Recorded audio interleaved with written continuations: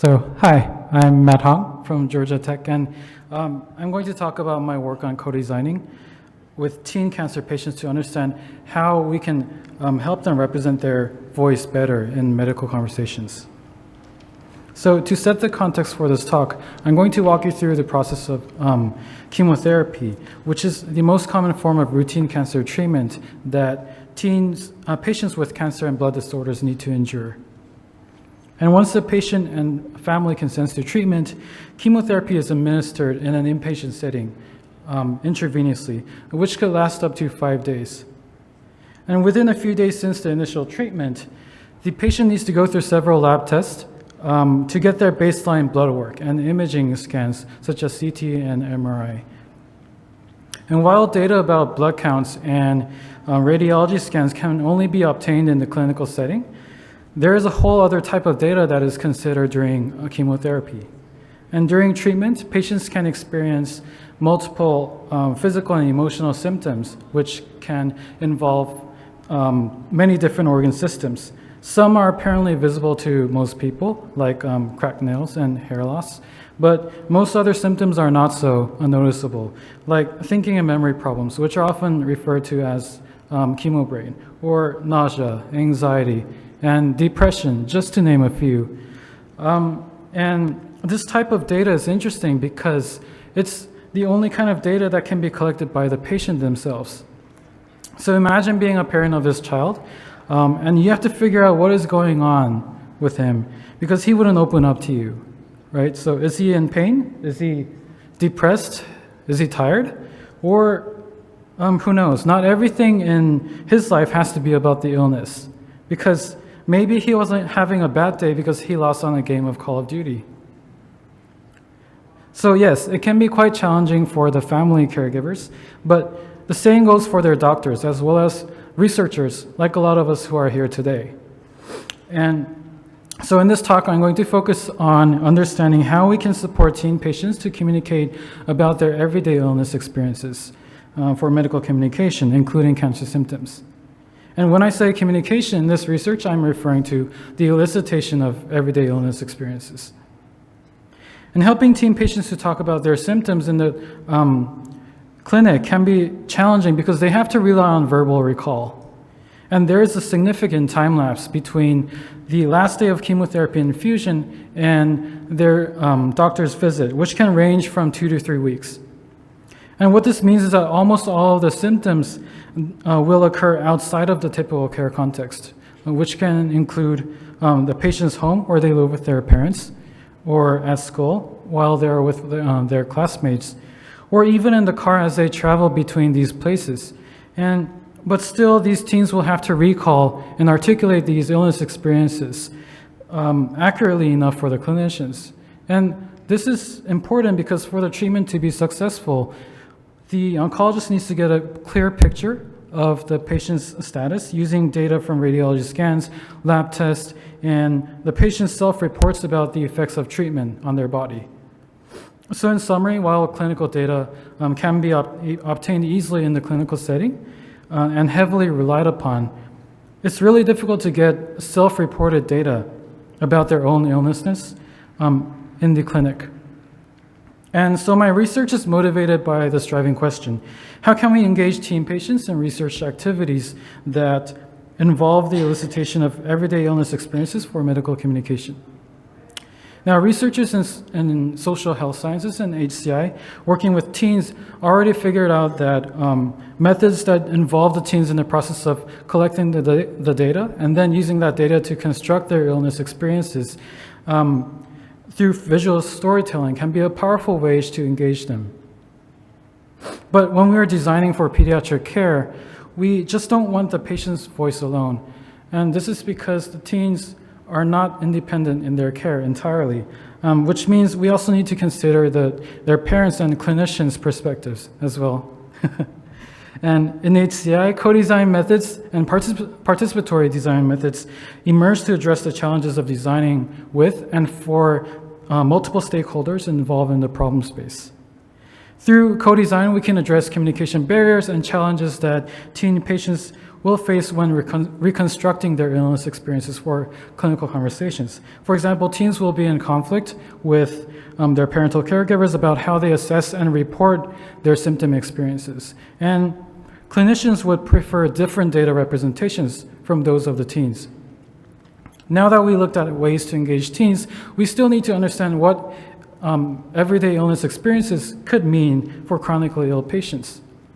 To answer this question, I looked to Brennan and Casper's definition of patient-defined, patient-generated data. And in their definition, they describe 3 types of indicators: their status, behavior, and exposures that refer to feelings or symptoms, activities that are in association with those feelings, and then the surrounding social and environmental context. These indicators serve as foundational constructs that form a specific type of patient-defined and patient-generated health data called observations of daily living. But in order to engage teens in eliciting these types of everyday illnesses, we first needed to turn them into design artifacts, which can be used to facilitate their visual storytelling of the day.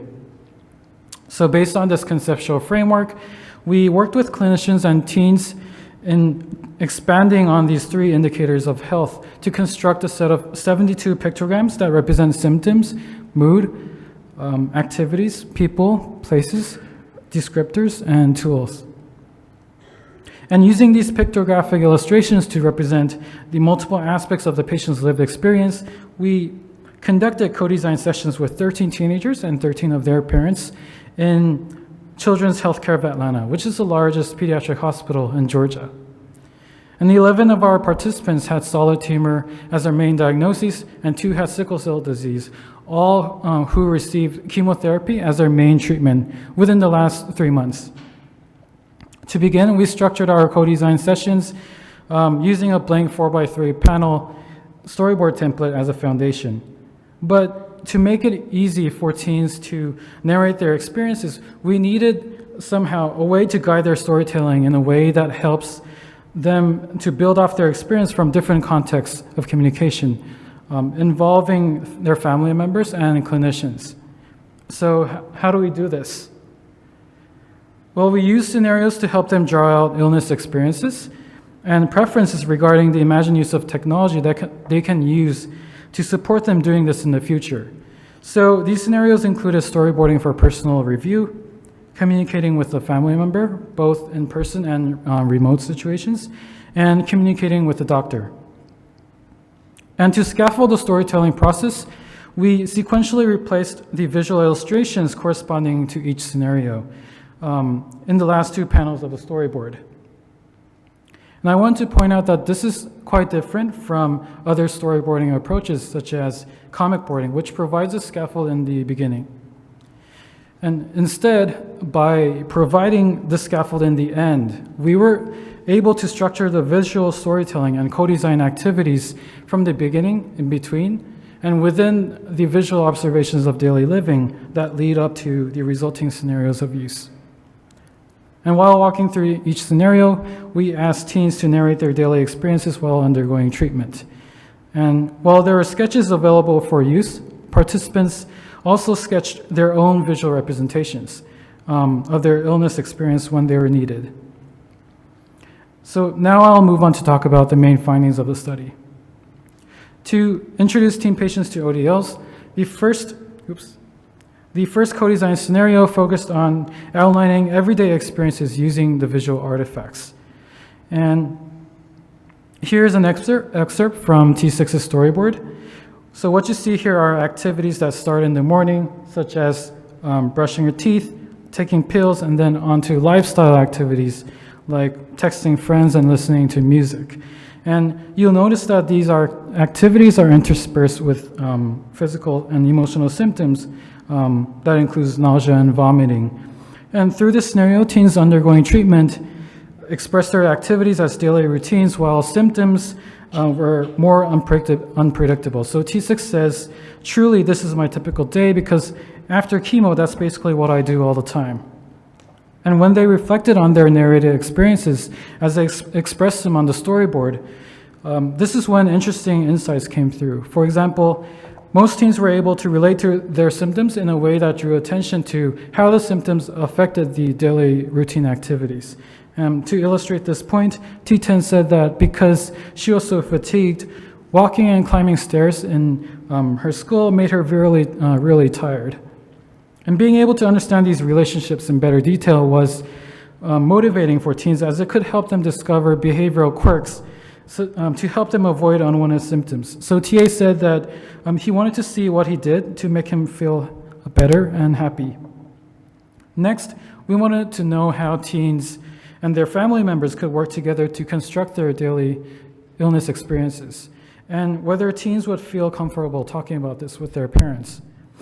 And for these scenarios, we saw the parents jump in during the co-design sessions to contribute their own unique observations and perspectives. So when we asked what each teen and parent understood best about the patient experience, first, the teens focused on describing personally felt experiences, as I mentioned earlier in the first scenario, and along with how the symptoms affected the activities.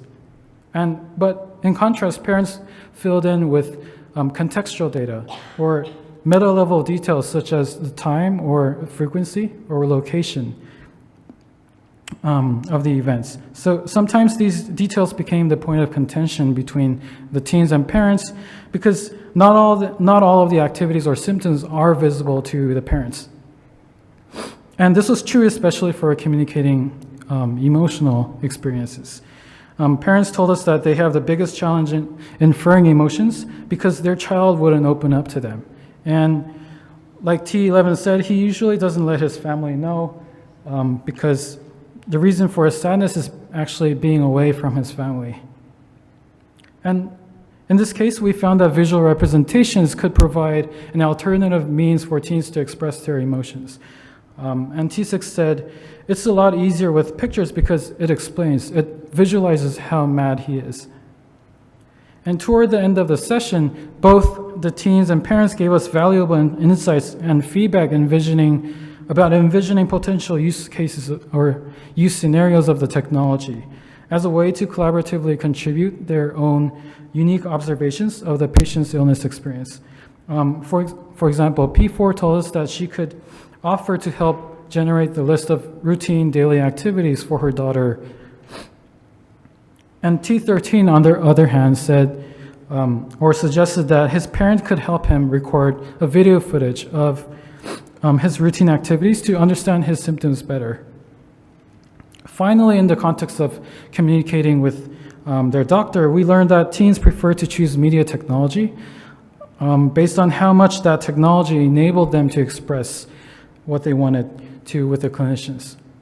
And for the interest of time, I'm going to highlight one use case.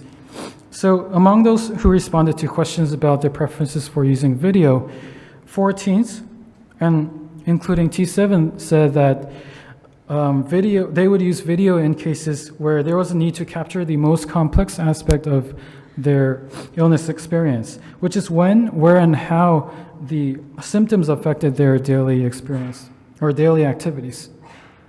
But they didn't see video only as a tool. They also anticipated that videos would foster more engaging conversations with their care team. So T5 was especially excited about this potential for video communication, and even was thoughtful about how the nurses would feel when they see these videos. So in the end, through the co-design process, we learned that teens were able to talk to us about the story of their day, including what experience they wanted to talk about, how they wanted to express these experiences. And they did it while being cognizant of the different contexts of communication. We saw that the material presence of the visual representations and the storyboard provided scaffolds to structure in-depth discussions about how to foster communication with both family and clinical caregivers using patient-defined and patient-generated health data. And many teens especially liked the visual ODLs because they simply had to recognize the relevant activities and symptoms and then elaborate instead of trying to recall what events actually happened to them. So this research has implications for personal and family informatics, including integrating patient-generated health data into care. But today I'll have time to talk about family informatics. So in family communication scenario, we saw the patients understand they are the only ones who can experience firsthand their subjective feelings, while the parents mention tracking contextual data about these symptoms, like time and location.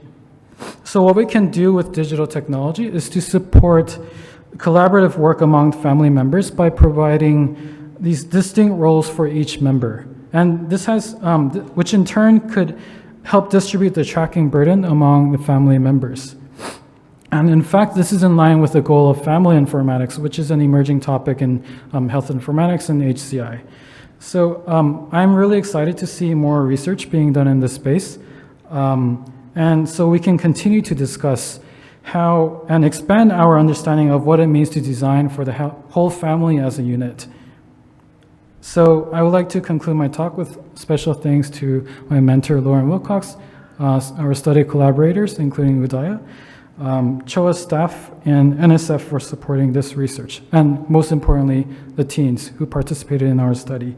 Thank you for listening, and more information about visual ODLs will be on that link over there for those who want to incorporate patient-generated health data into pediatric care. Thank you.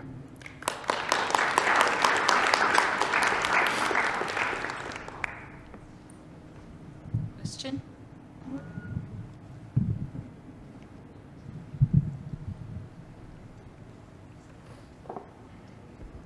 Hi, I'm Yaliang from Andover University of Technology.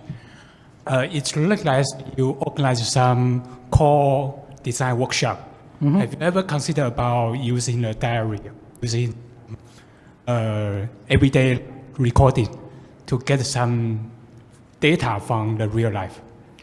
Yes, that would be actually the next step in this research. So we're planning a diary study, and also what would follow that would be to do this in the wild with a mobile technology, which teens are very versatile in using. So thank you.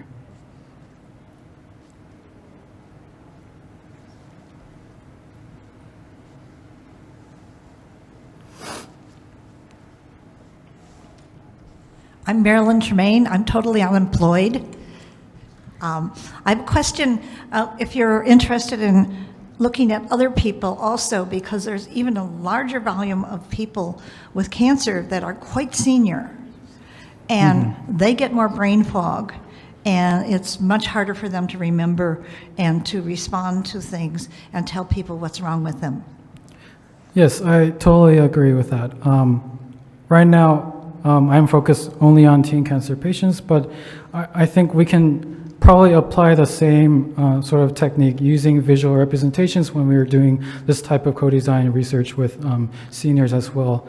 I think the main problem that we're addressing here is this problem with brain fog or chemo brain, as you were referring to earlier, because recall is a real challenge, especially during clinical consultations when the doctors will probe the patients about, so what were your symptoms that you experienced in the last 3 weeks? And oftentimes I'll find that even 1 week of period of recall isn't enough for teens or any type of patients to accurately remember like what exactly happened and the context surrounding those symptoms. So I think that's a good suggestion to look at. Okay. Yeah. Thank you. I hope you do that. Thank you.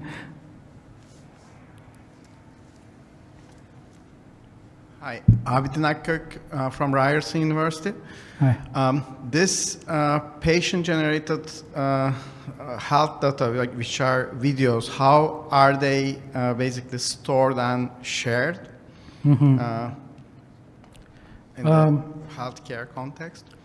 Right. So I haven't thought about that yet, but the interesting thing is these teens are already sharing their videos and text messages and pictures of their own bodies and of their everyday illness experiences with doctors through personal cell phones. And this is, I know this is kind of outside of the legal boundaries, but then with the rise of personal health records, I'm sure these technologies have the capacity to allow teen patients to store photos and videos reliably and safely. I think the biggest problem here, though, is addressing clinicians' burden to review this type of data, because videos or photos are often very rich, and clinicians often face difficulty reviewing tons of data, even in forms of text. So in our paper, we actually discussed the implications for reviewing those types of data. Thank you. With that, let's thank